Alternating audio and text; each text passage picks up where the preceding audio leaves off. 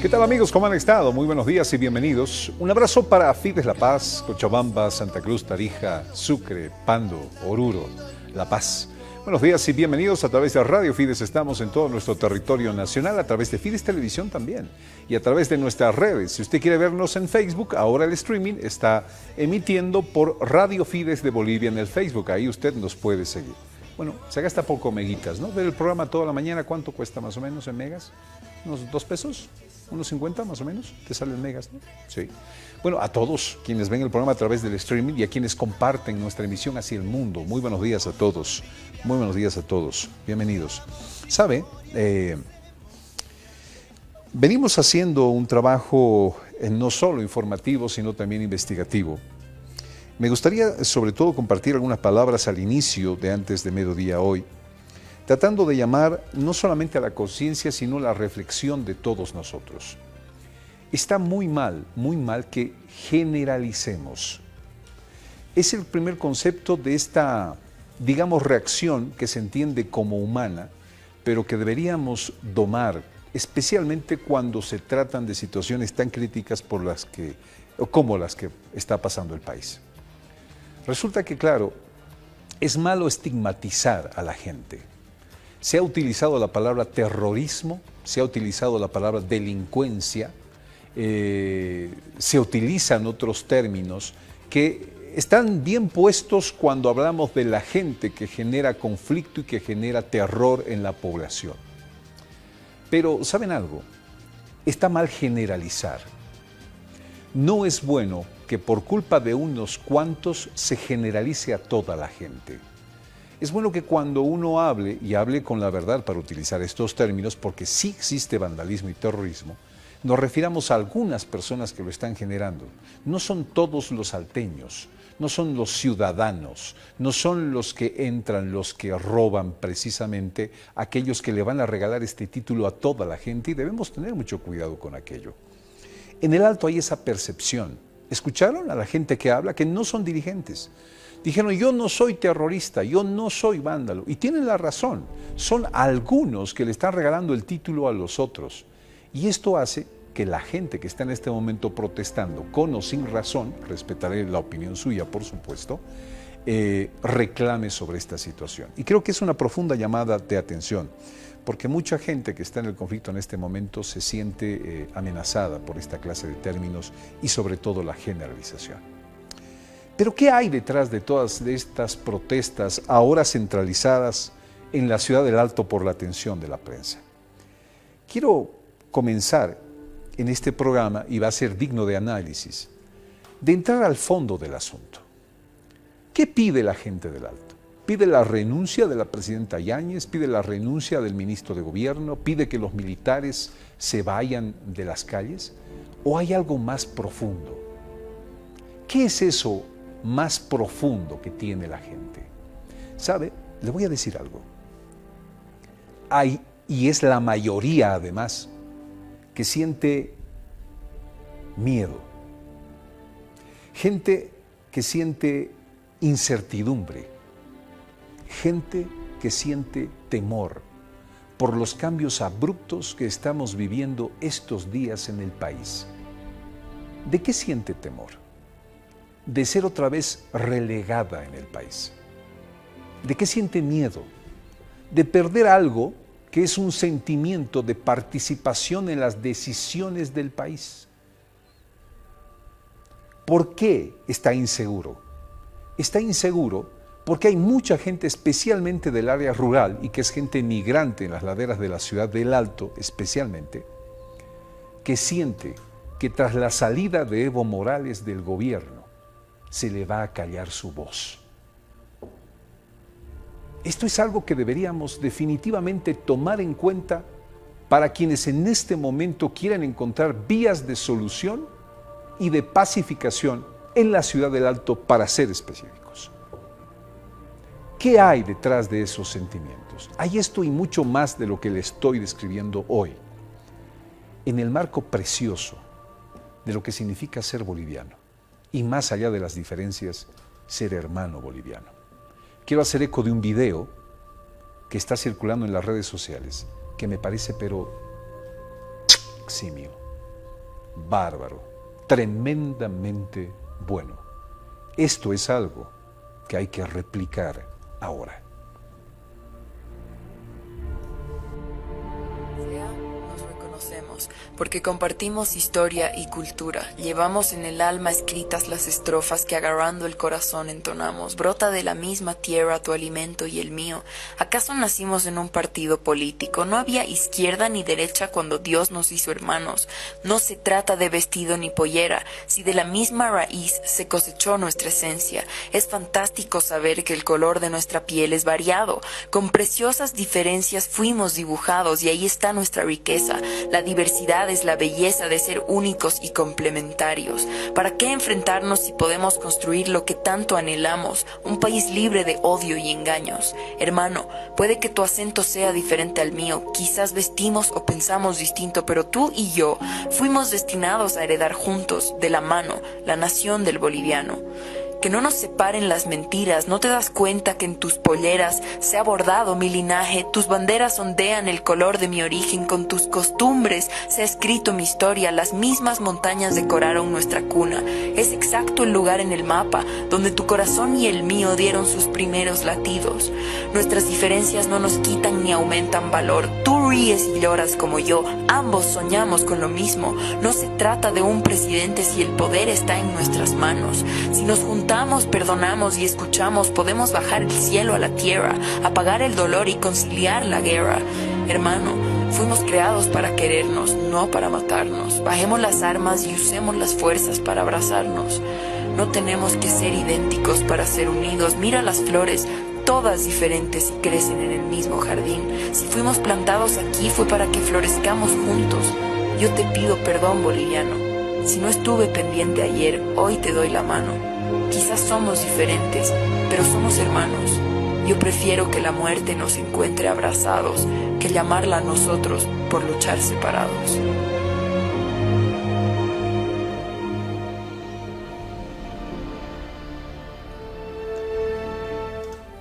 ¿Puedes volver a poner el video una vez más, por favor? Desde el inicio.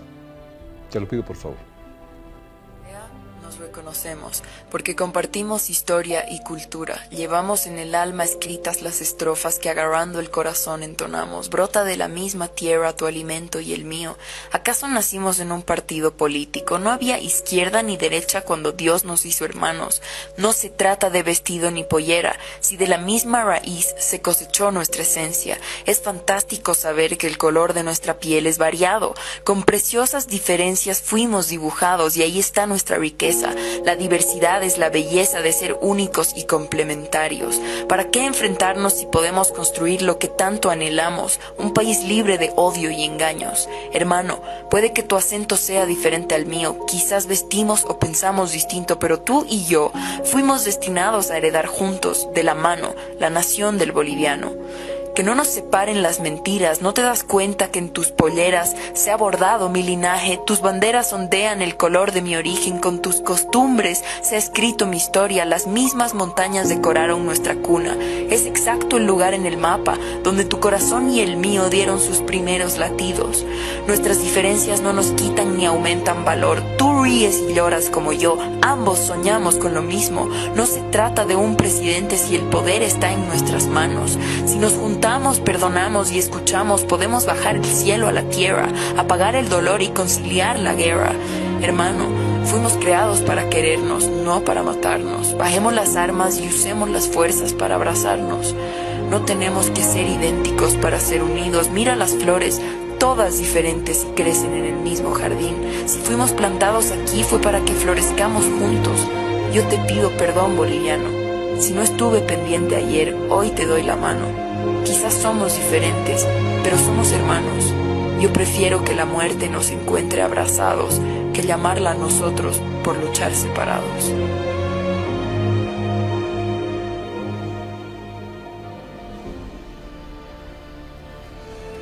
Buenos días, amigos. Buenos días. Bienvenidos antes de mediodía. Disculpen un poco, pero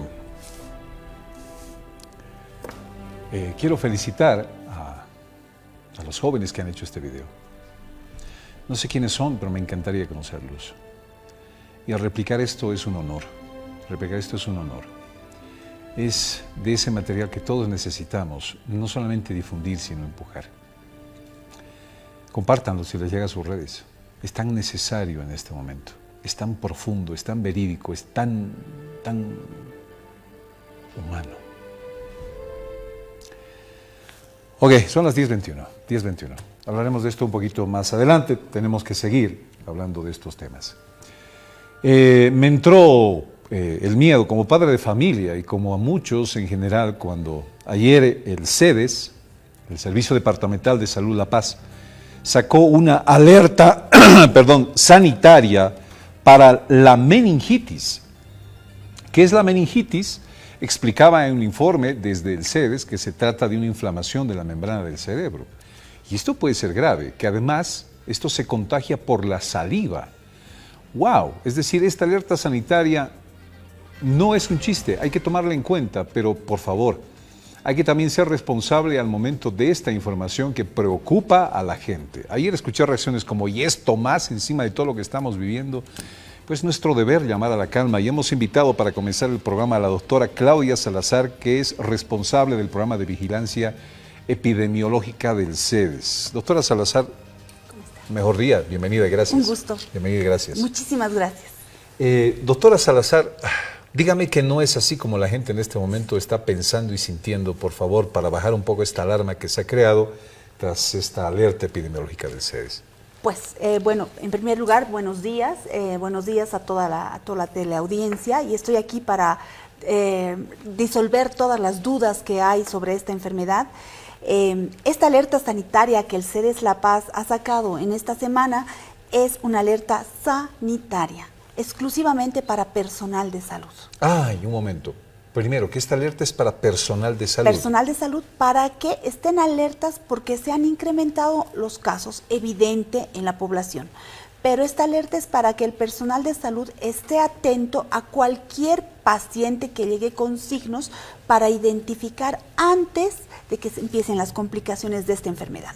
Toda meningitis es grave, como tú lo dijiste, sí es cierto, es grave, pero si nosotros identificamos la meningitis antes de las 24 o 48 horas, pues esto no pasa a mayores. Ok, a ver, primero que es una alerta para personal de salud. Para personal de salud exclusivamente. Pero me imagino que esto crea por lo menos una alerta también en la gente.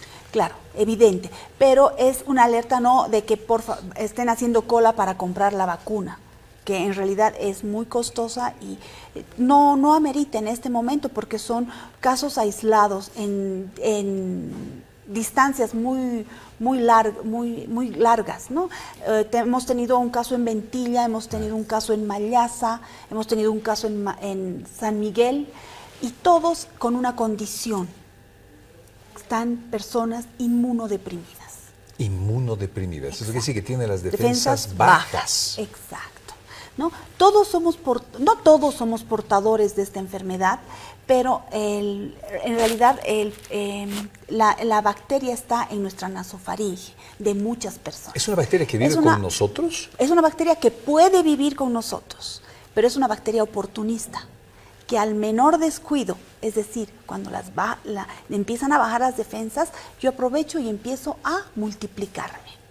Wow. Una de las primeras cosas que la gente debería cuidar, a ver, no es que salga corriendo a comprar el barbijo o la vacuna para la meningitis, es decir, la alerta sanitaria no quiere crear ese pánico. Exacto, esto ha sido una responsabilidad social con el personal de salud para informar qué tipo de bacterias están circulando en nuestro medio. Wow. Y eso es lo que deberíamos hacer mucho más a menudo, es decir, en caso de la influenza, nosotros mandamos boletines indicando qué tipo de virus está circulando, porque se hace ese tipo de vigilancia normalmente en la ciudad. Ahora, el año pasado habíamos tenido 2 casos de meningitis, ¿no? Los 2 lamentablemente fallecieron. El año pasado. Y este año, desde enero del 2019 hasta el 10 de noviembre, hemos tenido 8 casos de meningitis meningocócica.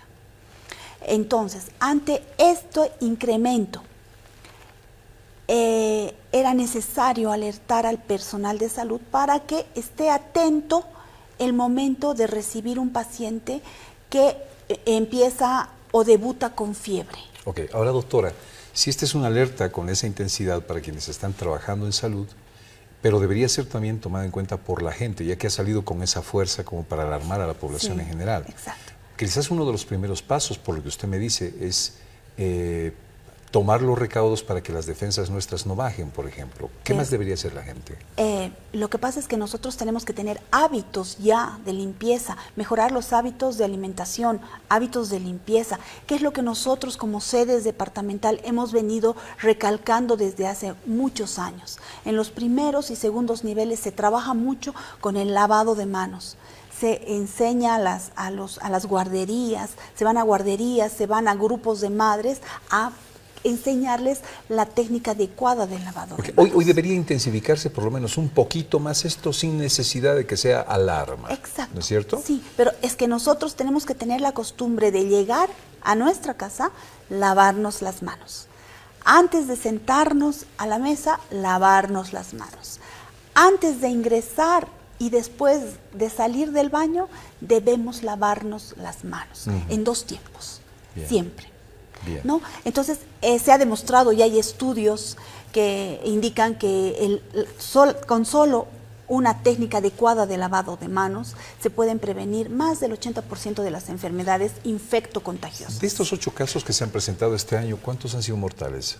Uno. Uno murió de las 8 personas. Exacto. Uno porque la menor era una niña de 1 año que murió en el Alto. Llegó tarde al hospital. Llegó tarde, debutó con fiebre y como mucha gente tiene esa costumbre, primero va a la farmacia, si en la farmacia le van a dar su antipirético, después la visita a la abuela, la va a bañar en algunas sustancias, incluso se utiliza orín para bajar la temperatura, ¿no? Y por último, a esta menor la sahumaron. Porque hay una costumbre de sahumar a los niños que están enfermos. Entonces la niña ingresó al hospital con un desequilibrio severo, ¿no? Entonces no ha sido solamente la meningitis, ha sido todo el proceso anterior al llegar al hospital. Ahora, ¿cuáles son los síntomas que la gente debería tomar en cuenta para tener un cuidado médico inmediato, digamos? Inmediato, exacto. La meningitis debuta con fiebre. Fiebre, primero fiebre. Pero fiebre sin un foco específico. ¿Qué quiero decir? Que no tenga tos, que no tenga una enfermedad diarreica, que no tenga alguna enfermedad en la piel que pueda producir un incremento de la fiebre. ¿No? Puede tener cefalea, puede tener náuseas, llegan hasta alteraciones de la conciencia, ¿no? Se ponen muy irritables o somnolientos, ¿no? Solamente quieren dormir. Y ya en etapas más graves empiezan con rigidez de nuca, ¿no? Que se le levanta la cabecita al bebé y pues se estira todo el cuerpito, ¿no? Está rígido el bebé.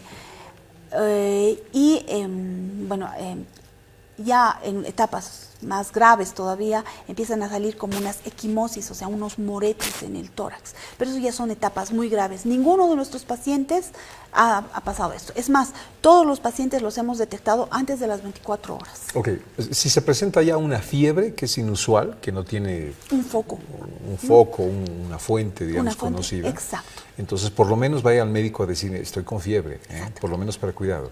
Exacto. Y como hemos sacado esta alerta, el médico ya está enterado de este tema, ¿no?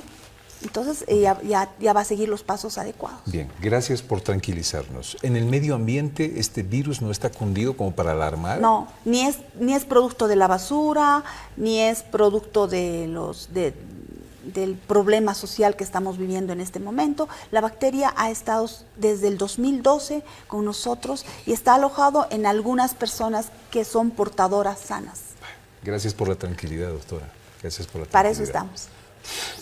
No, cuando leímos esta alerta, ¿qué? No, eso más encima, claro, no, exacto. No, ya no. Sí. Lo importante es manejar toda la información. Siempre he pensado que los medios, el internet, el Facebook, el WhatsApp, son elementos importantes para la comunicación, pero tenemos que manejarla con responsabilidad. Eso es. Doctora, póngala, por favor. Nosotros vamos a replicar esto en nuestras redes para que la gente lo conozca. Pero muchas gracias por darse el tiempito de tranquilizar sobre todo a la gente. Muchas gracias. Es la doctora Claudia Salazar del programa de vigilancia epidemiológica de El sedes. Vamos a la primera pausa, 10:31. Ya volvemos. Un poquito más adelante, en Antes de Mediodía, voy a informarle acerca de esos 3 proyectos de ley que hablan de llamar a las elecciones. Hay un proyecto de ley que ha presentado el gobierno, presidido por la señora Áñez. Hay otro proyecto de ley que ha presentado un senador de Potosí y hay otro proyecto de ley de la bancada del MAS. ¿Cuáles son las diferencias? ¿Qué se está discutiendo en este momento? Claro, y esto ante el clamor de la gente. ¿Por qué no de una vez llaman a elecciones? Es que están debatiendo precisamente las características del instrumento legal. Entre otras cosas, por ejemplo, ¿quién debería elegir a los miembros de los tribunales departamentales? ¿Sabía usted que hay un proyecto de ley, por ejemplo, donde ya se les dice a los partidos políticos no se les va a volver a dar plata para sus propagandas electorales? Es decir, espérenos un ratito y usted va a ser una persona informada sobre estas diferencias que hay en los proyectos de ley que se van discutiendo para que tenga los datos para poder discernir sobre este tema. Y un poquito más adelante le voy a contar algo, pero también de temor. Atención a los transportistas y pasajeros que circulaban entre Santa Bárbara y Caranavi. Hoy, una grave denuncia. ¿Saben qué? Los pusieron a todos en riesgo. ¿Puedes bajarle la música un ratito, hermano? Los pusieron a todos en riesgo. ¿Por qué? Porque resulta que habían estado pasando 3 túneles en ese tramo sin la seguridad necesaria. 3 túneles en el tramo Santa Bárbara-Caranavi, sin la seguridad necesaria. Obras, túneles no terminados, no concluidos, por las cuales se hizo pasar a la gente arriesgando sus vidas. Vamos a contarle parte de esta historia un poquito más adelante. Estamos ya en nuestro queso y marraqueta, que hoy ya se está normalizando, por lo menos es sarnita. ¿No hay marraqueta? ¿Qué te dicen en la tienda? No hay pan, sea terminado. Más temprano hay que comprar la marraquetita. Estamos con sarnita y queso entonces. Cada vez esto, ¿no? Ya no sé qué nombre le vamos a poner. Y quiero presentarle a un joven digno de admiración. Su nombre es Kawi. Kawi Castalla es el apellido. Es un sociólogo que ha estado acompañando durante todas estas semanas la movilización de la gente del Alto a la ciudad de La Paz. Fue uno de los hombres que estuvo al frente, por ejemplo, cuando esta gente estuvo diciéndole a los actuales gobernantes: queremos que nuestro símbolo se vuelva a izar en la Plaza Murillo, la huipala. Pero no le estoy hablando de una cabeza de las movilizaciones. Le estoy hablando de alguien que tiene pleno contacto con la ciudadanía alteña, con estos sectores movilizados. Y lo hemos invitado hoy para que nos ayude a entender un poco más allá de qué piensan, qué opinan y cuáles son las preocupaciones en este lugar. Kawi Castalla, un gusto tenerte aquí en Fides. Bienvenido y buen día, mi hermano. Estimado John, también para mí es un placer conocerte, ¿no? No te conocí, quizás a partir de medios de comunicaciones te conocía, pero así personalmente no te conocía, ¿no? Y evidentemente la gente creo que se ha movilizado, ¿no?, a partir de la quema de la huipala. Eso creo que ha sido, digamos, un impacto grande, ¿no?, que ha sacado a la gente desde sus casas, podríamos decir, ¿no? Yo he visto de que esa gente mismo de lo que es el movimiento al socialismo ya no tenía fuerza, ¿no? Prácticamente ya no tenía fuerza, pero desde el momento que han quemado, entonces han reaccionado la gente. Mira este primer punto que te tocas. El MAS ya no tiene fuerza, pero fue la quema de la huipala lo que activó a la gente. Es decir, esto es más allá de lo político. Así es, porque nosotros hemos visto como este conflicto se ha extendido tanto tiempo, ¿no?, casi 20 días, entonces en lo que es peaje, ¿no?, acerca de, podemos decir, alrededor de 100, 150, en eso se han reducido prácticamente lo que es la PJV del MAS, ¿no? Entonces ya no tenía fuerza. Entonces, pero, ¿qué es lo que ha pasado? Renuncia y creo que todos han quedado en un shock, podríamos decir, ¿no? Entonces, han quemado la huipala y la gente ha reaccionado, ¿no? Incluso yo he visto esos momentos de que los dirigentes ya no tenían poder de convocatoria. Y es más, podríamos decir que el MAS había prácticamente destruido a este movimiento, ¿no? Si antes de eso había quizás la mitad de la ciudad de El Alto, ¿no?, estaba apoyando a una fe, controlado podríamos decir, ¿no?, de la FEJUVE del MAS. Pero después de que ha habido denuncias de corrupción, ¿no?, prácticamente se ha cambiado 1, 2, 3, hasta 4 presidentes de la FEJUVE, ¿no?, afines al MAS. Entonces, al último ya se ha arrinconado lo que es el distrito 7, ¿no?, encabezado por lo que es el señor Villasante. Entonces ya era como un distrito nomás ya. Entonces ya no tenía fuerza y ya no tenía poder de convocatoria. Y cuando ha habido esta quema de la Huipala, ¿no?, entonces ellos han sido sobrepasados, ya han sido desconocidos prácticamente, ¿no? Y también afines a lo que es la Chapetón de la misma manera, ¿no? Entonces la gente ha sobrepasado a los dirigentes. Entonces yo ahí había llamado como un movimiento de 1000 cabezas, porque no había ninguna dirección, nadie no podía direccionar, y si algún momento han tratado de direccionar estos dirigentes de la FEJUVE, y la gente han dicho, no queremos ver a los dirigentes mañudos, porque estos son vendidos, estos señores no están direccionando, no están luchando por la causa del pueblo, más bien están luchando por sus intereses. Entonces, en ese entendido ha sido desconocido en todos los lugares. He visto en San Roque, en Villavista, en Ex Parada 8, en Complejo y también en La Ceja.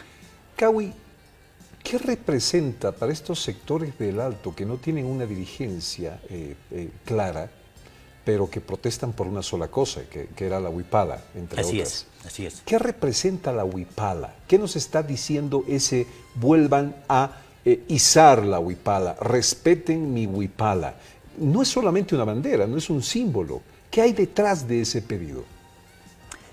A ver, podríamos decir, incluso, a ver, en esta parte creo que tendríamos que explicarlo bien, ¿no? Porque primero ha sido esa reacción, porque han encontrado como su símbolo a lo que es la Huipala, que representa al Aymara, al Quechua, al Guaraní y a demás nacionalidades, ¿no? Entonces, como ha habido esa reacción, y los de lo que son afines al MAS han pensado que era una reacción del movimiento al socialismo, su gente. Claro, evidentemente ahí adentro también hay. Entonces, podríamos decir que ha habido dos fuerzas que se han unido, uno que ha emergido por cuestión de defensa del símbolo patrio, y por otro lado, ahí también, ¿no?, algunos que, claro, al MAS, al señor Evo Morales, tanto que han querido, y se ha fusionado. Y al último ya han comenzado a distorsionarse, porque ellos ya han comenzado a tomar el mando, y pequeños, podemos decir, dirigentes nuevos, quizás más radicales, ya han emergido, y también algunos que son dirigentes de lo que es el movimiento al socialismo, afines al movimiento al socialismo, también han comenzado a encaminar, y estos han comenzado ya a gravitar esta fuerza, podríamos decir, no coercionarlo, porque han visto que hay tanta fuerza, entonces ¿dónde se va a irse? Entonces eso creo que un poquito ya han distorsionado el objetivo, y la gente mismo que han salido de la convicción ya han dicho ya, esto ya no puede seguir más, ¿no? Y también creo que hay como un combustible, el gobierno actual, ¿no?, la señora Áñez ha comenzado quizás no poner cuestión del diálogo, sino es que poner una cara más, podríamos decir, áspera, ¿no? No hay ese diálogo, e incluso ha habido una convocatoria para el diálogo, pero no con aquellas personas, sujetos que tienen podríamos decir, capacidad de apaciguar, ¿no?, que ya no son interlocutores válidos, ya no son. Por eso el presidente de la FEJUVE, afín al Chapetón y también afín a movimiento al socialismo, totalmente han perdido la credibilidad y ya no controlan ellos. No son pequeños grupos que han emergido de todas las zonas, incluso alguna zona preguntaba yo y decían, mira, ¿y ustedes por qué han salido? ¿Dónde está su presidente? No, aquí nosotros nos hemos autoconvocado. Estábamos jugando pelota, pero de repente hemos visto esa reacción, cómo va a quemar nuestro símbolo, y hemos salido. Y no estaba ahí su presidente de la zona. De la otra zona, de la misma manera, me encontré con otro señor y él, ¿qué dijo? Mira, hermano, ¿qué voy a hacer? Me están queriendo voltear. ¿Pero qué ha pasado? Es que la gente de la base se ha movido y ahora ya se han constituido ahí adentro una directiva. ¿Y yo qué voy a hacer? Incluso a mi casa ya quieren atacar. Entonces yo he sugerido, hermano, ¿qué puedes hacer? Si es que tú no estás presente ahí, otro cuerpo va a emerger y evidentemente eso te va a hacer, porque no te acercas, ¿no? Charlas a la gente y vas a poder, digamos, manejar nomás porque es tu gente. Entonces, en ese sentido, esas cosas ha pasado. Entonces, más allá de esas cosas, a tu pregunta, esa cuestión del sentimiento quizás ha penetrado hasta el fondo, podríamos decir, ¿no? de la Huipala, a los hermanos, ¿no? A los aymaras, a los ese fue el detonante, ¿no? Ese fue el detonante. Eso ha sido. Pero yo quiero llegar al fondo del asunto, lo que más puedas al fondo del asunto. Primero, me hablas de radicales. Me hablas de que en este movimiento hay algunos radicales y me hablas de otra cosa que no le gustó a la gente de la Ciudad del Alto. Es la manera, voy a utilizar tu término, áspera en la que el actual gobierno de Yanine Áñez tomó algunas decisiones, por ejemplo. Así es. A ver, por ejemplo, en tiempos de Evo, podríamos ver, ¿no? En tiempos de Evo nunca han salido aviones de reconocimiento o de los militares, podríamos decir, ¿no? A atemorizar a la gente. Nunca ha salido. Nunca han salido esas tanquetas para reprimir al pueblo. Y nunca han salido los militares. ¿No? Entonces, ese momento ya han visto, ¿pero qué está pasando? ¿No? Si nos decían que estos eran buena gente, eran gente demócrata, entonces ese momento, y incluso han visto, mira, está entrando la Biblia al palacio, ¿no? El señor Camacho, Mesa, todo eso, que eran buenos demócratas. Pero cuando su gente ha entrado, y de repente comienzan a aparecer militares con armamento, tanquetas o carros blindados, aviones queriendo atemorizar, entonces prácticamente ya otra realidad ya han visto, ¿no? Entonces, por eso han dicho, ¿qué está pasando aquí? E incluso yo mismo me he preguntado, ¿no? ¿Por qué no podía? A ver, si hay una acción, la acción que han hecho policías es quemar la Huipala, porque ellos representan, pues, ¿no? Es una institución que está, digamos, podríamos decir, que representa al Estado. Claro. Y ellos que queman al símbolo patrio es grave, ¿no? Es como una especie de, no sé, sedición. Asimismo, quemarse sería, ¿no? Porque también está establecido en la Constitución Política del Estado como símbolo, ¿no? Entonces, en ese entendido, y eso la gente ha visto, ¿pero qué está pasando aquí? ¿Y nosotros quiénes somos? Incluso en un momento dado, esta fuerza coercitiva, podríamos decir, han dicho, a nuestro pueblo nunca jamás vamos a apuntar con nuestros fusiles. Y ese momento también la gente se pregunta, entonces, ¿quién es su pueblo? Y si nosotros no somos su pueblo, ¿no? Entonces ahí creo que de manera áspera han actuado, ¿no? Los del gobierno, en vez de llamar a un diálogo o incluso se podía sancionarlo, ¿no? Si un sargento, un oficial, podríamos decir, general o algún representante de los policías ha quemado, ¿qué pasa? Primero que nada, se da de baja y listo, se procesa. Eso es lo que quisieran ver arriba en el Alto como una muestra de que claro, está actuando bien. Sí, esto, listo, se ha hecho justicia. Eso hubiera bajado la tensión más rápido, ¿no? Y como que, incluso yo hubiera dicho, hasta ahora, hasta hoy día, todo este movimiento ya hubiera bajado más. Quizás ya no hubiera existido. Pero ¿qué cosas los que reavivan ese fuego? Porque el gobierno no muestra esa cara blanda, podríamos decir, ¿no? Para dialogar, no. Más bien, yo pienso de que están asustados. Por un lado de que el Evo puede volver. Por otro lado, ¿quiénes están asustados? ¿Los del gobierno? Los del gobierno. Los del gobierno. Porque cuando uno está asustado, es la lectura del Alto, ¿eh? Cuando uno está asustado, automáticamente se protege con la fuerza bruta. No, está asustado y no puede acercarse, ¿no? Entonces, se ha dejado entender, ¿no? Esto también nosotros hemos entendido, el gobierno se ha asustado. Uno, de que el gobierno puede volver, otro, no, quizás pensando en Quintana, no haya dicho, no, haya armado, hay grupos subversivos que para destruirnos, todo eso. Pero si vemos allí al terreno, no existe nada de eso. No existe, son jóvenes que han salido, se han enojado con furia, todas esas cuestiones, pero querían, digamos, una medida drástica, como lo que estaba diciendo, proceso a esos militares que han cometido, digamos, ese ese quema de la huipala, ¿no? Caui Castalla es sociólogo que vive en la ciudad del Alto. Caui, un cafecito, por favor. Gracias. No vamos a querer tocar el pan porque está muy interesante esta charla. Sí. Caui, a ver, nosotros habíamos identificado 3 grupos, digamos, en el movimiento del Alto. Un primer grupo, no sé de cuánto será, tú me dirás si estoy mal en este análisis que hago, de gente con convicción y de lucha.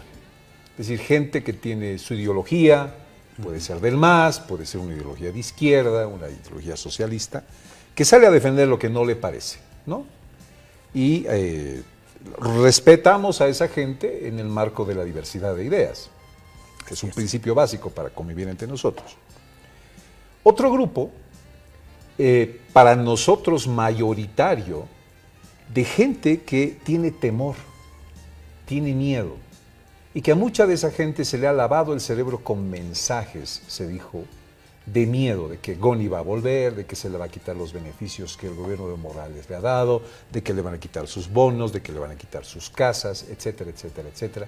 Gente, pero además con temor de muchos dirigentes que durante todo este tiempo han vivido como parásitos de la política y que se dan la tarea de obligarles a salir a marchar marcando sus casas, diciéndoles que van a tener que pagar una suma de dinero, etcétera, etcétera, etcétera. Y otro grupo que es minúsculo, que es el grupo de los radicales. Esta gente que está actuando con violencia en el Alto, saben derrumbar muros, por ejemplo, del almacén más grande de hidrocarburos, o utilizar desde armas artesanales, o bombas molotov, etcétera, o dinamitas también en la ciudad del Alto. No sé si este criterio de valoración es justo, es apropiado. Tú nos dirás, Caui, que vives ahí y has visto esta realidad. A ver, por ejemplo, tendríamos que ver, ¿no? ¿En qué lugar se ubica Sencata, ¿no? Sencata, en ese espacio hay muchas personas, podríamos decir, que han trabajado en la mina. Entonces, evidentemente, la gente de ese lugar de espacio son expertos en manejo de dinamitas, podríamos decir. Es mucha gente minera que vive cerca de Sencata. Exactamente, wow. todo de ese lugar. Incluso el ex presidente de la FEJUVE, Sandro Ramírez, también es de ese lugar, del distrito 8, ¿no? de ese espacio. Entonces, claro, saben manejar y, claro, uno podría decir, los mineros se organizan, no es que no. Entonces, si vamos hacia el norte, claro, ellos vienen también de lo que es del lado de las provincias del norte, podemos decir Camacho, Humasuyos, Los Andes, Bautista Saavedra, todo ese espacio. Y incluso en esta parte tendríamos que dividir Ciudad del Alto en 2 áreas, uno que son periférica y otro quizás con más núcleo, o aquí llaman como casco urbano central, ¿no? Entonces, igualito quizás podríamos dividirlo. Entonces, ahorita, ¿dónde está ese conflicto más fuerte? Eso hay que ver. ¿Dónde está? Se centralizan en lo que son 4 distritos, ¿no? Aparte de los distritos rurales, porque los distritos rurales como que no tienen mucha convocatoria, no tienen mucha gente, pero el distrito 7, 14 es del norte, que tiene suficiente fuerza de convocatoria. El distrito 12 y 8 del sur también tiene poder de convocatoria. Ahorita todo ese espacio está paralizado. Y más allá de eso, ya como alguien ya se ha regularizado, es lo que está pasando. Entonces, como tú decías, esos grupos que han emergido, claro, evidentemente, pero ahora lo que está pasando es que ¿cómo es que van a coercionar? ¿No? ¿Cómo es que van a coercionar a la gente para que permanezca en este movimiento? Entonces yo digo... ¿Cómo van a coercionar a la gente para que se mantenga en el movimiento? Exacto. Entonces... ¿Estamos reconociendo que hay una presión de ellos a la otra gente? Evidentemente, hay. Entonces, en ahí, esa coerción es pues, ¿no? Si es que esta zona no sale, pues podrían atacarlo, ¿no? Entonces, ese momento, pero aquí creo que de los objetivos claros de una reacción que se ha tenido el pueblo, ¿no? Entonces ya se está desviando, ¿no? Y también, ¿no? En esa parte yo quiero ser enfático de que el gobierno, en vez de, digamos, responder a un diálogo, lo que está acudiendo es al cansancio. ¿no? De que se apacigüe, y aparte eso no hay que tomar en cuenta, ¿no? Entonces, por eso he dicho, esto más antes ya se hubiera solucionado. Okay, imagínate que hay una apertura al diálogo. Y ahí esta es la parte principal de la pregunta. ¿Qué realmente hay de demandas al fondo del asunto? ¿Son estas que estamos escuchando? Que renuncia Áñez, que renuncia el ministro de Gobierno, ¿no? Y así se va a apaciguar. ¿O qué realmente hay al fondo de toda esta gente que hoy está protestando? Ahorita, a ver, de lo que podía ver es que han dejado pasar este tiempo. El día lunes que ha pasado esas acciones, martes se convocaba a estas dos representantes de la FEJUVE, porque todavía ese momento tenían legitimidad, queramos o no, aunque sea poquito, de ambos lados, y se hubiera apaciguado, ¿no? Pero ahora ya no tienen el control, e incluso ya han tomado otros grupos, lo que es la FEJUVE del MAS, ¿no? Ya han entrado, de la misma manera de lo que es del otro lado, y ya han desconocido, entonces prácticamente no hay control, y solamente la gente como autoconvocado están saliendo, ¿no? Entonces como que no hay norte. Hasta yo mismo dije, a ver, ¿qué va a pasar? ¿En qué va a terminar? Y si el gobierno va a acudir al cansancio, evidentemente eso va a resultar, ¿no? Pero ¿qué va a pasar? El gobierno de Evo Morales ha acudido a esa medida, por ejemplo, con los hermanos potosinos, hasta que se canse, hasta que no puedan. Pero ese pueblo hasta ahorita, ¿no? Por eso también ellos son los que han tumbado, ¿no? Porque ese ya guarda resentimiento. Entonces puede ser que pase eso, pero no es que es todo general. Eso también hay que entender, porque la reacción de la Huipala ha sido casi generalizado. Pero después de eso ya ha bajado. Tengo que ir a una pausa en Fides, pero a la vuelta te voy a pedir analicemos las cosas que hay en el fondo. O sea, ¿cuál es la verdadera agenda? Y entrar en los posibles escenarios de paz. Hoy está con nosotros Kawi Castaña, es sociólogo. Personalmente le he pedido que no haga un análisis general, sino que nos centremos en la ciudad de El Alto. Sociólogo, alteño y muy cerca a los movimientos en El Alto. Con esa visión, hoy estamos con Kawi Castaña. Una pausa y volvemos enseguida, amigos. Muchas veces decimos cosas y hacemos cosas que dan a entender algún mensaje hacia la otra persona. Pero nunca nos ponemos a pensar en el verdadero fondo del asunto. Si llegáramos en una discusión normal al fondo del asunto, pondríamos no curitas, pondríamos soluciones definitivas. Lo que Fides quiere a través de Antes de Mediodía es llegar a conocer también las verdades de fondo de los protagonistas de este momento que estamos pasando. Si entendemos el mensaje que hay al fondo, quizás podemos abrir puentes de diálogo, de solución y de paz. Está con nosotros Kawi Castaña, sociólogo, alteño, y parte también, no voy a decir de los movimientos del Alto, pero en algún momento has participado al menos de la reivindicación del tema de la Huipala. Kawi, ¿qué hay detrás de los pedidos que están haciendo los movimientos en la ciudad del Alto? Más allá de renuncia de Áñez, que se vaya del país el dirigente de Comcipo, que se vaya el dirigente del Comité Cívico de Santa Cruz, que se vaya el ministro de Gobierno. ¿Qué hay detrás? ¿Cuál es el fondo del asunto? Quizás se podría decir, por ejemplo, toda esta época republicana, podríamos decir, la gente aymara, quechua, guaraní, las 36 nacionalidades, nunca han estado en la cabeza, en el poder. Entonces, cuando derrocan a Evo Morales, pienso que eso se han sentido como quitados ese poder, ¿no? Aunque no era gobierno de aymaras, quechuas, guaraníes, ¿no? Porque los que definían las políticas del Estado eran pues señor Quintana, Rada, H. Catacora, o sea que todo, podíamos decir que no eran aymaras, ¿no? Ni eran quechos ni guaraníes. Ni campesinos ni indígenas. No, nada por el estilo, ¿no? Entonces, ellos son los que han definido, entonces, pero se sentían representados por Evo Morales Ayma. Entonces, quizás la gente piensa de que eso se está perdiendo, ¿no? Entonces, por eso creo que también hay un sentimiento de perder el poder.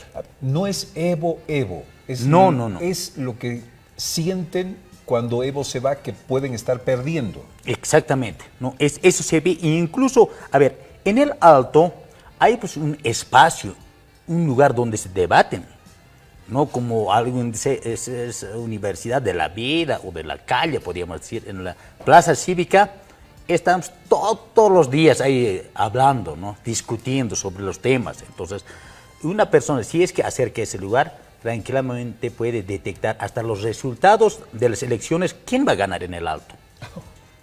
Tranquilamente, y yo he tomado algún momento la palabra ahí, y había una fuerza, digamos, que estaba más inclinada hacia el MAS. Yo decía, aquí posiblemente sí va a estar ganando el MAS.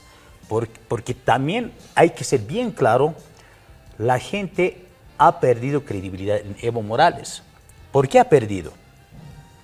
Primero que nada, se han dado 60 vidas, ¿no? Para que se nacionalicen los hidrocarburos. Y por lo menos de eso querían tener buenos proyectos para la ciudad del Alto. Pero no han tenido eso.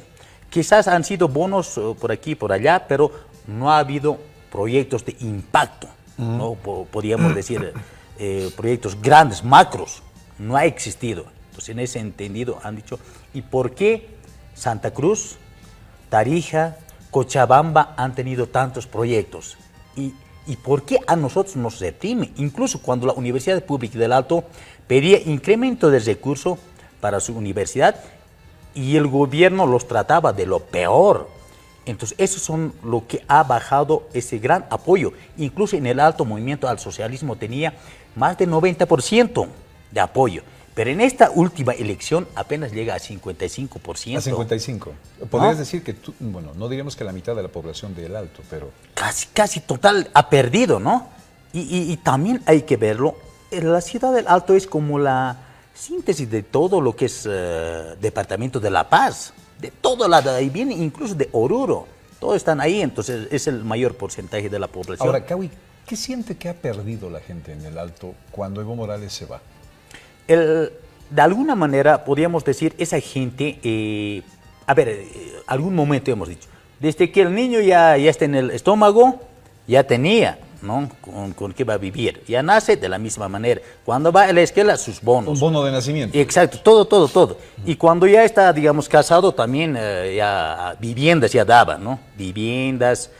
Y cuando ya es ancianito, también su bono. Entonces, como que tenía, digamos, todo para la vida, para buena vida, podríamos decir, ¿no? Ahora sí ya está asegurado, ya no importa si, digamos, tengo seguro o no seguro, pero voy a tener mi bono. Entonces han pensado que también eso se está perdiendo, porque de esa manera también quizás hay una desinformación y tiene impacto hacia la sociedad, ¿no? Eso también se ha visto, e incluso aquellos que han sido los militantes más fanatizados, podríamos decir, movimiento al socialismo, incluso al Evo Morales, no han sentido como perder a su propio hermano, a su propio ser querido, ¿no? Entonces, incluso esa tarde mismo yo veía de que mucha gente lloraba, ¿no?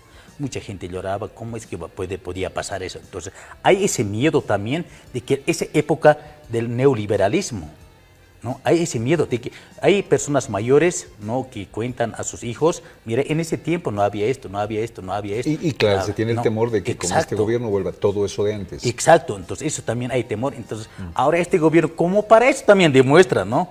Por eso digo, esa cara áspera demuestra, digamos, sacando fuerza bruta y no mostrando el diálogo. Ahora, ¿qué hay de los radicales? ¿Quiénes son los radicales? Si no están identificados personalmente, me pongo a pensar, o son estos dirigentes que han perdido el manejo de la gente, o son gente maleada dentro. Porque la violencia no se puede justificar. O sea, que derrumben un muro de Sencata poniendo en riesgo semejante planta, que utilicen artefactos explosivos, ¿no es cierto? Que amedrenten a la gente en sus casas. Eso no se puede justificar, Kawi. Así es. Yo pienso, ese momento hay que ver, cuando hay policía, la gente enardece. Debe ser una reacción espontánea que lo han hecho eso. No, pero no es planificado. No es planificado, en Alto no existe, por eso digo, no existe un control, no hay alguien que esté manejando todo ese movimiento. Es un movimiento de 1000 cabezas, yo había denominado por aquí, por allá, y no pueden manejarse. Y de ahí quiere emerger, ¿no? Un grupo que quiere emerger, que quiere controlar y quizás ir más allá de estas cosas. Pero la gente tampoco va a permitir eso, porque hay gente también que tiene criterio, cerebro, y dicen, a ver, ¿a dónde estamos yendo? No, primero que nada, analicen, ¿qué es lo que ha pasado? Si algún momento nuestro Bipala ha sido quemado, pero ya ha sido repuesto. Ya se han pedido disculpas y no se podía ir más allá. Quizás este gobierno es transitorio, ¿no? Tampoco va a ser que se va a eternizarse, ¿no? Pero pienso también, algunos deben pensar que esto se va a eternizarse, ¿no? Entonces, cuestiones también, todo pasa por la mente de la persona, entonces por ahí también por ese lado miedo. Y esta cuestión que viene después, esos grupos que han emergido dentro de las urbanizaciones, ¿no? Que ya no son controlados por presidentes de las zonas. Podríamos decir que ya no son democráticos, ¿no? Sino que son emergencia de la fuerza, sí, fuerza. Entonces, hay emergido, esos son los que tienen miedo. Entonces, ahorita, los que están saliendo a la gente a esos espacios es por el temor, ¿no? Por ahí nomás la gente nos van a atacar. No nos van a atacar, entonces saldremos nomás, pero como especie de autodefensa. Kawi, ¿no? Tengo un minutito. ¿Qué le aconsejarías tú al gobierno hacer? Porque el gobierno dice, hemos subido varias veces, hemos buscado con quién hablar. No hay quien hablar. Y quienes dicen, habla conmigo, están en estado inconveniente. Eso dijo el ministro de Defensa, por ejemplo, en el caso de Sencata. Entonces, no hay con quién hablar, no hay con quién dialogar. Creo que eso se cruza un poco en esto que nos dices, que esta dirigencia que siempre ha estado ahí prácticamente ha sido rebasada por la gente. Entonces, ¿qué se puede proponer de solución? Es un poco complicado, ¿no? Por eso digo, si no hay cabeza, si no hay alguien que está liderando, ¿cómo se podía hacer un diálogo? ¿Con quién? Porque no hay que, pues, todo lado ha emergido, ¿no? Todo lado. Pero yo pienso que medidas, lo que debería demostrar el gobierno es lo que compete, ¿no? Por ejemplo, algún momento veía en 2003, ¿qué es lo que ha pasado? 60 muertos. Y de repente, después de lo que se ha ido Goni, Carlos de Mesa subía a sí mismo. Imagínate, tanta gente muerta, subía. La tensión bajaba, ya no había después de la movilización. Y creo que esa acción faltaba, ¿no? Con eso tranquilamente se hubiera apaciguado, pero ahora quizás incluso espera estos 2 días para sacar los combustibles, ¿no?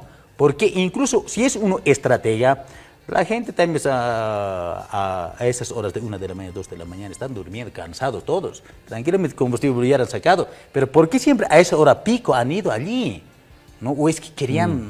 Lo que veo es que hay una falta de comunicación, una falta de información, una falta de llegar al fondo y líderes en este momento que puedan representar a la gente en estas justas demandas que tú tienes.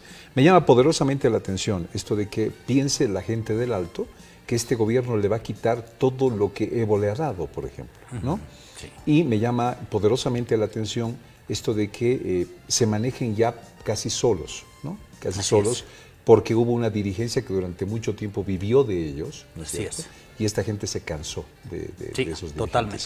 Kawi, te estoy totalmente agradecido porque hayas venido hoy a Fides. Kawi Castalla, es la primera vez que lo conozco, pero te agradezco mucho por darnos ese poquito de luz desde tu punto de vista. Habrá gente que te dirá, bien Kawi, gente que te dirá, no, mal, no me siento representado y demás porque no pasa en el Alto, pero bueno, para eso es este espacio, para escuchar esas voces. Gracias por la luz, Kawi. Sí, y también, estimado John, yo me siento mal en lo que ha ocurrido en Sencata, ¿no? Muy lamentable, muchos hermanos muertos, ¿no? Gente inocente, jóvenes, creo que algunos todavía estaban yendo, quizás pasando, pero han muerto, ¿no? Y no debería de actuarse de esa manera, y al gobierno también que se sensibilice, tiene que tocarse el corazón. Él es gobierno de todo Bolivia y no de un grupo de personas. Kawi, pero también la otra gente te vendrá y te dirá, pero no puedes pues voltear un muro y arriesgar la vida de muchas otras personas o de una planta, la más grande almacenada, digamos, de carburantes, ¿no? Eso ha sido delincuencial también, ¿no? Esa reacción hay que ver si ha sido después o antes, ¿no? Porque yo no he visto, porque no estaba presente, ¿no? ¿Qué momento haya pasado? Pero tenemos policías. ¿Para qué es policía? Es para controlar a la población que está moviendo. Pero los militares no es para su pueblo. es para defensa del Estado. Ahí está el gran error. ¿Cómo contra su propio pueblo puede sacar? Y por eso, tanto tiempo que ha estado el gobierno de Evo Morales, al ejército nunca ha sacado, ¿no? Entonces, creo que ha sido ahí el error más garrafal del gobierno. Gracias, Kawi. Muchísimas gracias, Kawi, por este tiempo, por tus palabras y por tu luz para entender esta temática. Vaya, un cafecito larguito, pero que vale la pena, que vale la pena. Volvemos enseguida en Antes de Mediodía. Estos son los 3 proyectos que se quieren consensuar para llamar a las elecciones. Está este y está este también. Este es un proyecto de ley, déjenme ver de quién es este proyecto de ley. Asamblea Plurinacional, es de un senador de Potosí. Este otro proyecto de ley que tengo aquí es de la bancada del MAS, que está firmado por el senador Efraín Chambi Copa, este es del MAS. Y este es el proyecto de ley que ha presentado el gobierno de la presidenta Áñez. Ajá. ¿Cuáles son las diferencias? ¿Qué se quiere hacer en cada uno de ellos? Le vamos a contar esto en cuestión de minutos. ¿Nos acompañan, por favor? Gracias por estar con nosotros. Las 11:21 minutos. 11:21 minutos. Quiero darle la bienvenida ahora al director del Hospital Arcoíris, Ramiro Narváez, el doctor Narváez. Doctor, qué bueno tenerlo acá. Usted es cara amigable y siempre que lo veo me siento contento, doctor. ¿Cómo está nuestro Hospital Arcoíris? En un momento difícil, un momento difícil del país, pero creo que las crisis son oportunidades y así lo estamos viendo, oportunidades de solidarizarse con el dolor, oportunidades de solidarizarse con la salud de la gente.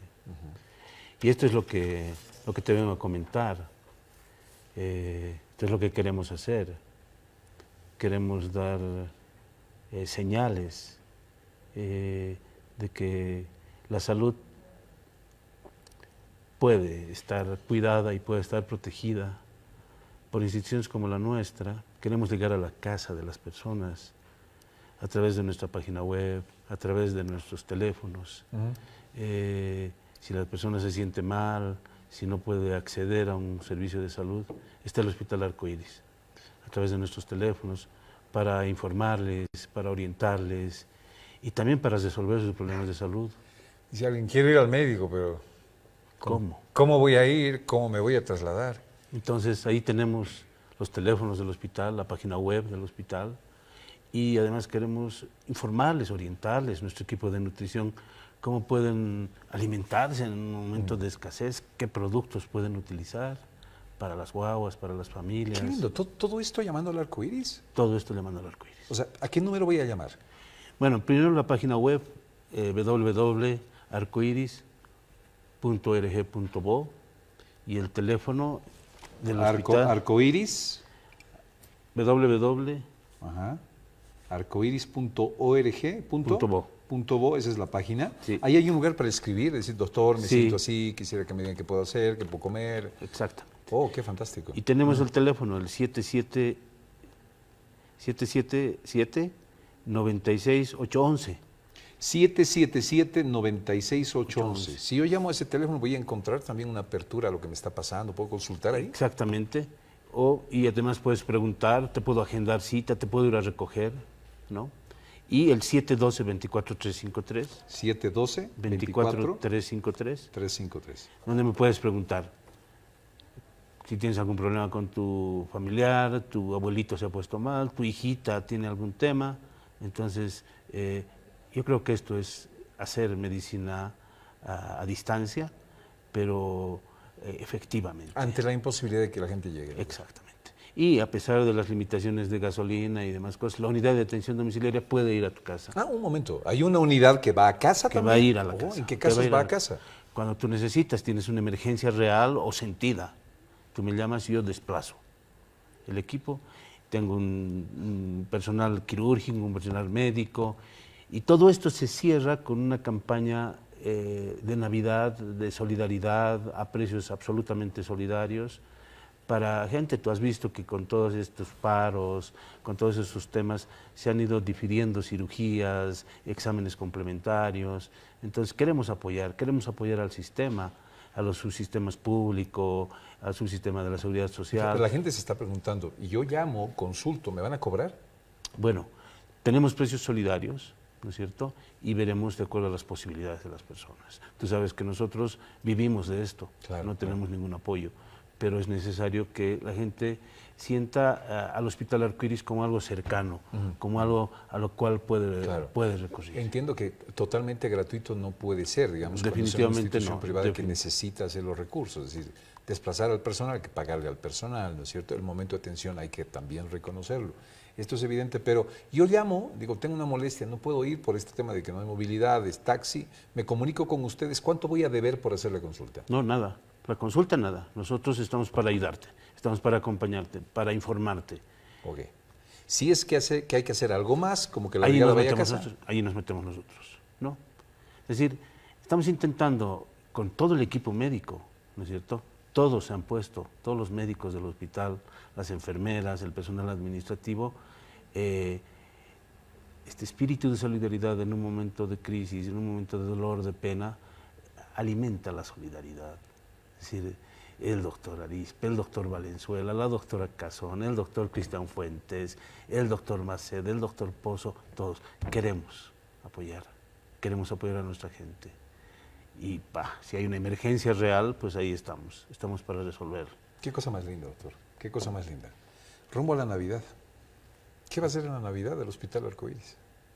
Bueno, esta campaña es parte de esto, porque la Navidad, tú sabes que definitivamente es un sentimiento profundamente humano, de servicio, de solidaridad y de esperanza. Esto es lo que tenemos que alimentar en un momento difícil, John. Doctor, conmovido. Estas son buenas noticias y gracias a usted y al Hospital Arcoíris. No, pues, gracias, más bien que a través de ti, de tu programa, podamos mostrarle a la gente que es posible cosas buenas, es posible a través de unirnos, de solidarizarnos, lograr paliar los momentos. Voy a dar otra vez la página a la cual puede escribir, www.arcoiris.org.bo. Y los teléfonos a los cuales puede hacer una consulta Arcoíris totalmente gratuita son estos: el 712-24-353 y el 777-96811. Esos son los teléfonos. Doctorazo, un abrazo. John, querido, gracias. Con todo cariño. Fuerza, adelante. Seguimos. 11:28. Bueno, estos son los 3 proyectos de ley que se están discutiendo en este momento. Una de las primeras impresiones que se tiene es que ante la urgencia que se está viviendo políticamente en el país, debería tomarse ya esta decisión de llamar a elecciones. Pero claro, corre también un riesgo de que por la premura y los saltos adelantados para anunciarlo, podamos otra vez caer en un proceso electoral que no se quiere. Un proceso que no tenga credibilidad, un proceso que no tenga transparencia y un proceso que nuevamente genere esas dudas que generaron las anteriores elecciones y nos llevaron a esto que estamos viviendo. También hay que ponerse de ese lado. No es cuestión de hacerlo por hacer, hay que hacerlo bien y eso requiere un tiempo.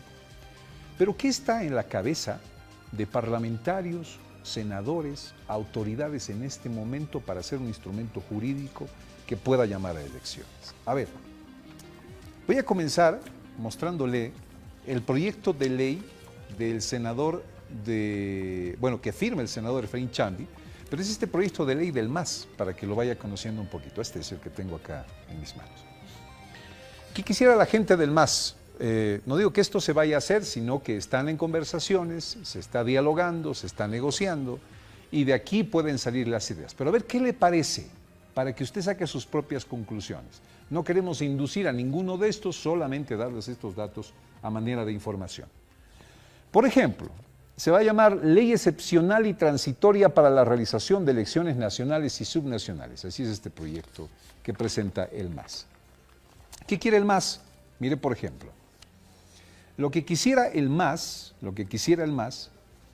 es que la designación de vocales del Tribunal Supremo Electoral se sujete a convocatoria pública, calificación de capacidad y méritos y elección, ¿verdad?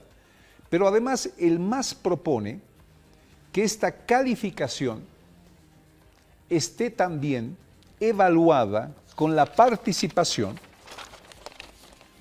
de representantes de la Central Obrera Boliviana, de Colegio de Abogados, de la Universidad Boliviana en el Comité Ejecutivo, de un representante de la Comisión Nacional de Comités Cívicos, de representantes de la CESUTCB, de la CONAMAC, de la CIDOB y otros también, ¿no? Y otros también, aparte de los políticos que tienen que evaluar esto. Claro que la elección de vocales del Tribunal Supremo Electoral debe ser mediante consenso, dice y propone el MAS, entre las fuerzas políticas, debiendo obtener el voto de 2/3 de los miembros de la Asamblea Legislativa Plurinacional. Esta no es una propuesta, esto está escrito, es decir, es la manera legal de elegir, pero nos parece bueno que se tome en cuenta la sociedad civil. ¿Qué hay de llamativo, digamos, en esta propuesta del MAS? A ver. Para comenzar, el MAS propone que las elecciones sean el domingo 12 de enero del año 2020. El 12 de enero del 2020. Es decir, tenemos un mes, casi 2 meses, ¿no? Que las elecciones se realicen con el mismo padrón electoral de las elecciones del año 2019. Escuchen bien. Que los candidatos y candidatas a senadores y senadoras, diputadas y diputados sean los mismos que fueron habilitados para las elecciones generales del año 2019. Eso propone el MAS. ¿Y qué propone el MAS en los candidatos para presidente y vicepresidente? Los candidatos a presidente o presidente del Estado o vicepresidente o vicepresidenta del Estado serán puestos por organizaciones políticas y alianzas en el marco de la norma vigente. Aquí no habla de Evo y Álvaro.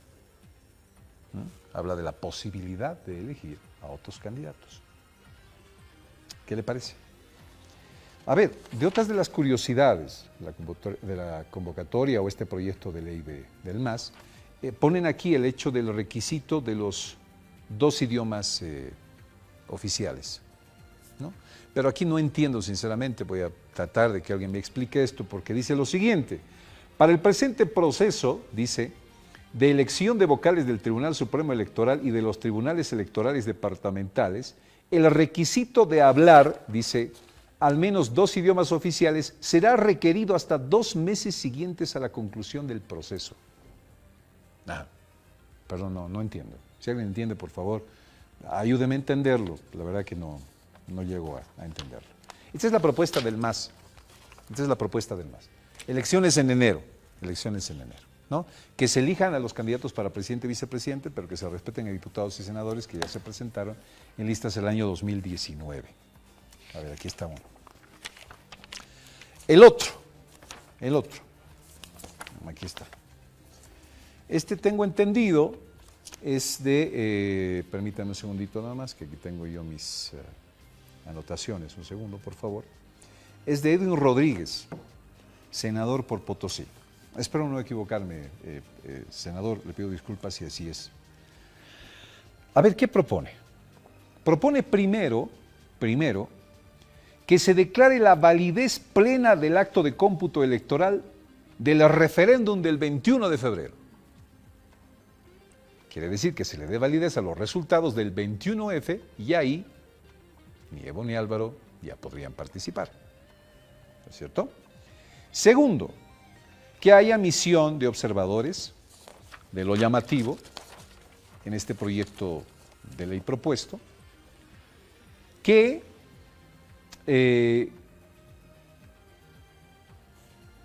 las elecciones generales sean el domingo 12 de enero del 2020. Aquí hay una coincidencia.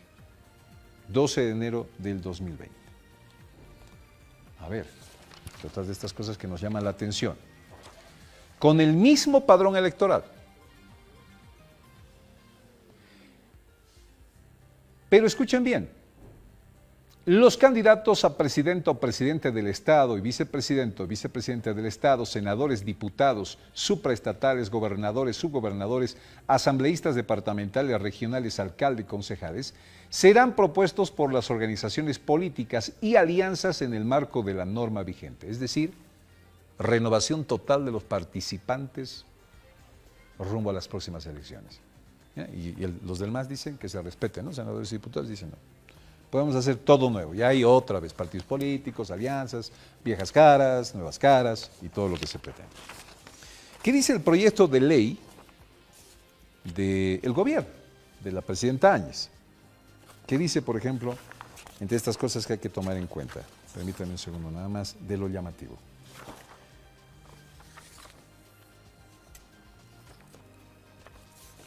Que se declare la nulidad del proceso electoral realizado el 20 de octubre de 2019. Ese tiene que ser un requisito para todos. Claro, que las anteriores elecciones, con fraude, se declaren nulas.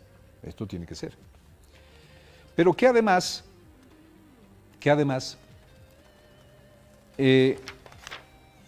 se designe a los miembros del Tribunal Supremo Electoral, a los nuevos miembros, no solamente por estas elecciones, no solamente que administren las nacionales y las elecciones subnacionales que vendrían, sino que se queden en el cargo, al mando del Tribunal Supremo Electoral, durante 6 años.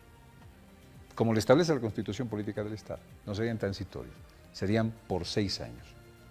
Ahora bien, ¿a quién se deja el papel de elegir a los nuevos miembros del Tribunal Supremo Electoral para este proyecto del gobierno? La Asamblea Legislativa Departamental, o sea, los asambleístas de los gobiernos departamentales, de las gobernaciones, seleccionarán y remitirán a la Cámara de Diputados las ternas para conformación de los tribunales electorales. Se mandará a ellos las propuestas y ellos elegirán las ternas. Se elegirán las ternas. A ver, sabemos que es norma, ¿no? Pero ¿cuánto realmente se confía en lo político? ¿Cuánto realmente confiamos en los políticos en que hagan realmente una selección honesta y transparente de ternas para la conformación del Tribunal Supremo Electoral? Ahí estaremos sujetos a una especie de conciencia de los asambleístas departamentales si es que este proyecto logra ser de consenso. La Cámara de Diputados va a designar a vocales de los tribunales electorales departamentales de las ternas presentadas por las asambleas legislativas departamentales, propone el gobierno. Escuche bien esto. Las presidencias del Tribunal Supremo Electoral y de los tribunales electorales departamentales tendrán como atribución el nombramiento, promoción y destitución del personal dependiente. La sala plena de cada tribunal, ¿no?, atenderá en tuición absoluta el seré-sí por estas elecciones. Y algo que nos llama poderosamente la atención es esto. Escúchenlo bien, por favor. El Tribunal Supremo Electoral es la propuesta del gobierno, presidido por Áñez, es que a través del CERESI se realizarán las tareas de saneamiento del padrón electoral para las elecciones generales. Los dos anteriores dicen, vamos con el mismo padrón, y los hablan de saneamiento. ¿Cuánto tiempo va a tomar un saneamiento del padrón electoral? Pero aquí hay que también ser objetivo, ¿no? Ese es uno de los principales problemas para la desconfianza en las elecciones. ¿Y si se lo arregla? Si se lo revisa, si se lo sanea, ¿cuánto tiempo va a tomar esto? Ese es el tema. Ahora bien, no se otorgará en la propuesta del gobierno a las organizaciones políticas recursos de fortalecimiento público. Ya no les van a dar plata para sus propagandas. Otro, para las elecciones generales 2020-25, las organizaciones políticas podrán realizar el registro de alianzas políticas hasta la fecha de registro de candidaturas. No se iría con los mismos. Habría un reordenamiento de candidatos y partidos que van a participar. Ahora bien, observen esto último de la propuesta del gobierno. Si la Asamblea Legislativa Plurinacional y las Asambleas Legislativas Departamentales no concluyeran el proceso de designación de vocales del Tribunal Supremo Electoral y los tribunales electorales departamentales en el plazo señalado en la presente ley, la Presidenta Constitucional, en ejercicio, va a designar ella personalmente a todos los vocales del órgano electoral plurinacional. Y está diciendo, si no se ponen de acuerdo, designo yo. Una revisión rápida de los 3 proyectos que se están debatiendo en este momento. Y lo que se quiere es consenso, solo para su información. Pausa y volvemos enseguida. Antes de mediodía, acompáñenos, por favor. Saludos. A otro tema diferente, al tema político y de momento del país que nos llama profundamente la atención. Quiero saludar a José Luis Tapia Fernández, que está en este momento en Río Abajo, dificultado por salir por los problemas que hay, pero para hablar un tema que nos gustaría ponerlo en la palestra. Él es gerente de BOSA. ¿Qué es BOSA? BOSA es Boliviana de Obras Subterráneas. Esta es una empresa privada. ¿Qué ha hecho Bosa? Bosa se ha encargado de construir varios de los túneles que hay en el trayecto entre Santa Bárbara y Caranavi. José Luis Tapia, un gusto saludarle. Muy buenos días. ¿Cómo nos copia? Muy buenos días, John. Perfectamente, alto y claro. Muchas gracias por atendernos, José Luis Tapia. Don José Luis Tapia, recibimos esta información y muy preocupados. 3 puentes en el tramo Santa Bárbara-Caranavi no están concluidos, no le ofrecen a la seguridad a la gente, pero aún así están habilitados para el paso. ¿Esto es cierto o no? Cuéntenos, por favor. Vamos a ver, contestando directamente a tu pregunta, estimado John, efectivamente así es. Son realmente riesgosos, ¿no?, el que estén abiertos al tráfico vehicular. Comentarte lo siguiente, cualquier construcción de túneles requiere de un estudio geológico, geomecánico, geotécnico del área. Este se realizó efectivamente mucho tiempo atrás para lo que es el diseño. Este diseño, para aclarar a todos y que hablemos un vocabulario que podamos entender todos, este diseño está basado dependiendo del tipo de roca, de la calidad de la roca, fracturación y una serie de factores. En base a esto, se realiza lo que es el diseño del sostenimiento en este caso. Bien, de toda la construcción del túnel, pero específicamente del sostenimiento. Este diseño determina lo que es los elementos de sostenimiento que deben ser empleados. Me explico. Colocación de pernos de anclaje, hormigón, arcos metálicos y demás elementos. Estos elementos deben ser aplicados en base al tipo de roca.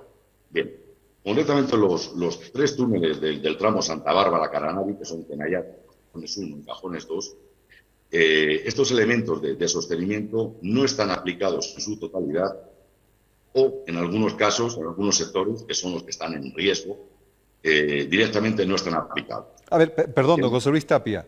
¿Me dice cuáles son estos túneles entre Santa Bárbara y Caranavi, por favor? Cajones 1, Cajones 2 y...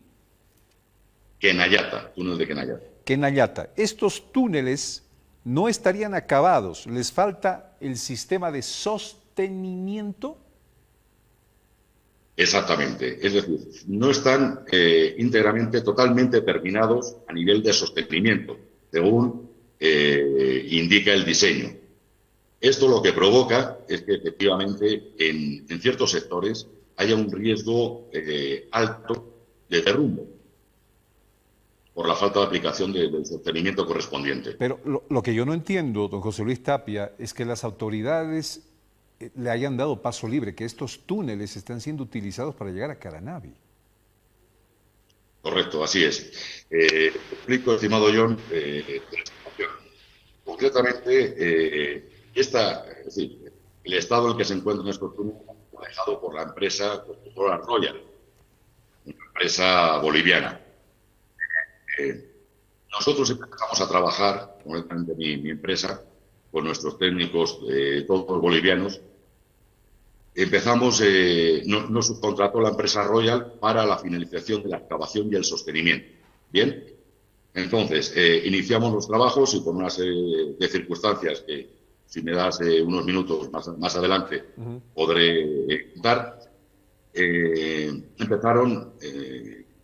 intentaron abrir al tráfico con un sostenimiento mínimo, precario, no aplicando los hormigones en su calidad y en su cantidad como requiere el diseño, no aplicando pernos de anclaje igualmente con su espaciamiento y en el número el que deben ser aplicados, ¿no?, siguiendo el diseño, reitero. Entonces, los abrieron al tráfico de una forma totalmente irresponsable. Jesús, ¿hace cuánto tiempo está corriendo riesgo la gente al pasar por estos túneles, señor José Luis Tapia? Bueno, vamos a ver, de lo que yo tengo conocimiento, desde finales del mes de febrero. Concretamente, la ABC envió un escrito a esta empresa constructora Royal con intención de rescisión de contrato debido a que no se estaba actuando, en general en todo el tramo de Santa Bárbara, Caranavi y Bey. Y incluía también, lógicamente, los túneles. Bien, entonces, ante esto, abrieron al tráfico de forma, insisto, totalmente irresponsable. Y en su momento, cuando estaban con el trámite de rescisión de contrato del ABC con Royal, la ABC se puso en contacto con mi persona. Me pidieron, por favor, que evaluara el estado de los túneles.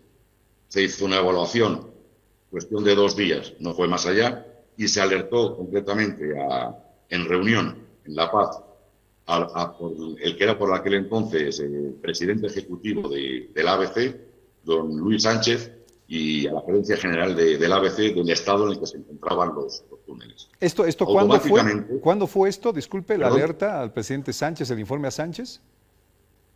Sí, efectivamente. ¿Cuándo fue esto? Disculpe.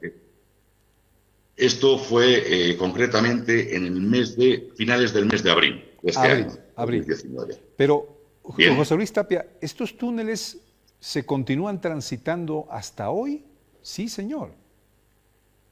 Correcto, así es. Lamentablemente, así es. Entonces, como le decía, la ABC por aquel entonces, con el presidente ejecutivo al cargo, don Luis Sánchez, iba a tomar las medidas de forma urgente para cortar el tráfico, hacer las reparaciones necesarias, aplicar en definitiva lo que indica el diseño. En esos días, por motivos que desconozco totalmente, don Luis Sánchez salió de la presidencia del ABC. Bien. Posteriormente, como todos sabemos, se hizo al cargo de la presidencia ejecutiva del ABC don Vladimir Sánchez, bien, con su nuevo equipo. En muchas ocasiones, créanme todos, incluso presencialmente en las oficinas del ABC en La Paz, quise tener una reunión, si no con el presidente ejecutivo, sí con su gabinete, con su equipo, para alertarles de esta situación. Y nunca me recibieron, nunca tuve respuesta. Ante esto, lo que decidimos fue emitir un escrito en fecha 18 de julio, alertando de este riesgo que había de derrumbe en los túneles, en ciertos sectores de los túneles. Seamos claros, no es en todas. Alertando de esta situación e indicando que era una irresponsabilidad por parte del ABC el que estuvieran abiertos al tránsito, tanto vehicular como de personas. Y nunca recibimos contestación alguna. Wow. Nunca. Ahora, señor José Luis Tapia, pues se me pone la carne de gallina porque cualquier cosa podía haber pasado en estos túneles. Gracias a Dios no pasó, pero se ha abierto y la gente está circulando, arriesgando su vida en estos túneles, a los cuales les falta el sostenimiento. Solo tienen sostenimiento mínimo. Quiero ser lo más responsable con estos datos que nos está dando. Entonces, ¿qué hay que hacer ahora? Porque le estamos diciendo a la gente, cuidado al meterse a estos túneles. Desde mi punto de vista, esta tutelera que somos, que conocemos bien esos túneles, porque, bueno, nuestros profesionales de una forma u otra han trabajado o hemos trabajado desde el inicio, en el 2012, estos túneles, evidentemente hay que tomar de forma urgente medidas, entrar ya de forma inmediata a esas zonas, concretamente primero solucionar los temas urgentes, es decir, el riesgo que hay de caída de planchones, de ciertos estratos, el que realmente están muy debilitados, ¿no? Aplicar el sostenimiento que indica el diseño, pero de forma urgente. Ahora, tengo entendido que la ABC ha llamado ya a una licitación para acabar la construcción de estos túneles, es decir, darles este sostenimiento que necesitan. Correcto, efectivamente.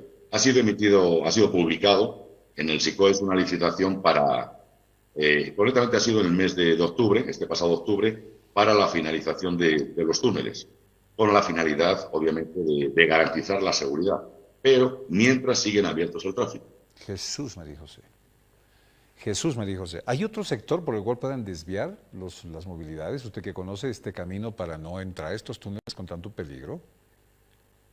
efectivamente, existe el camino antiguo, que está totalmente transitable y que puede ser utilizado como desvío provisional o hasta que se finalicen las obras, ¿no? Jesús Para que María se José. concluya y garantice la seguridad. Bueno, aquí el tema de fondo, estoy viendo, don José Luis Tapia, es el de una empresa que al final no cumplió con lo que se le pidió y nos dejó a medias los túneles. Efectivamente, concretamente es la empresa constructora Royal, cuyo representante legal y socio, no sé en qué porcentaje, es don Rolando Carea Aluralde. Nosotros estuvimos trabajando, si me das un tiempecito, te informo. Este tramo, concretamente desde Santa Bárbara, Caranavi y Quibey, fue adjudicado por la ABC a la empresa constructora Royal. Bien, esta empresa, como no son especialistas en obras subterráneas, subcontrató a nuestra empresa para la aplicación de lo que son las excavaciones y el sostenimiento. ¿Qué ocurrió? En 4 meses de trabajo que tuvimos, solamente nos cancelaron una anillo. Entonces llega un momento en que para cualquier empresa es sostenible el poder seguir ejecutando trabajos con las faltas de pago. Esto, finalmente, hubo que paralizar las obras. Se alertó a la ABC en aquel momento el que dejábamos de ser subcontrata de la empresa Royal y entonces nos fuimos a un arbitraje. Este arbitraje salió a nuestro favor.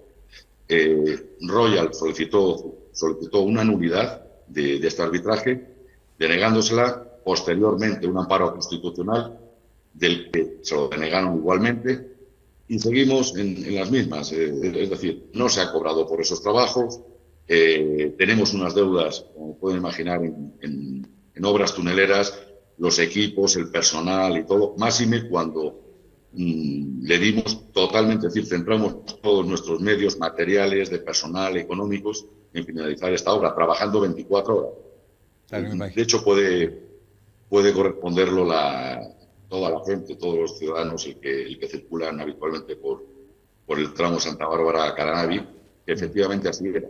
Incluso fines de semana trabajábamos, ¿no? Claro, incluso si se quisiera hacer algo, paguen pues a la empresa para que lo haga, es decir, no esperen que lo haga gratis, ¿no? Ese tema, pero me quedo con esto, don José Luis Tapia Fernández, a tiempo de agradecerle esta entrevista al gerente de BOSA, Boliviana de Obras Subterráneas, de que estos puentes, Quenalla, Cajones 1 y Cajones 2, túneles, perdón, no están terminados. Tienen el sostenimiento mínimo y son un peligro a la transitabilidad en esa zona. Me quedo con esto, don José Luis Tapia. Unos segunditos nada más para finalizar, por favor. Bien, bueno, agradecer el poder hablar claramente y a tu medio de comunicación. Bueno, seguimos en las mismas. Esta empresa sigue acampando o ha estado acampando a sus anchas. De hecho, le adjudicaron, después de la rescisión de contrato, no solamente del tramo Santa Bárbara, Caranavi, sino de Guarina, Tiquina. Posteriormente, la gobernación de Chuquisaca le ha adjudicado la nueva terminal de buses de Sucre, le ha adjudicado pese a que ya tenía la rescisión de contrato anteriormente por parte de la ABC. Bien, todavía le siguen dando contratos a la Royal que falló en este tema. Muchas gracias, don José Luis Tapia Fernández. Un abrazo para usted y gracias por esta entrevista. La última pausa en Antes de Mediodía y volvemos enseguida. Felicidades al doctor Luciano Gutiérrez, fue su cumpleaños esta semana. Y con esto, amigos, cumplimos hasta el lunes 10:10 en Antes de Mediodía. Buen día de Dios.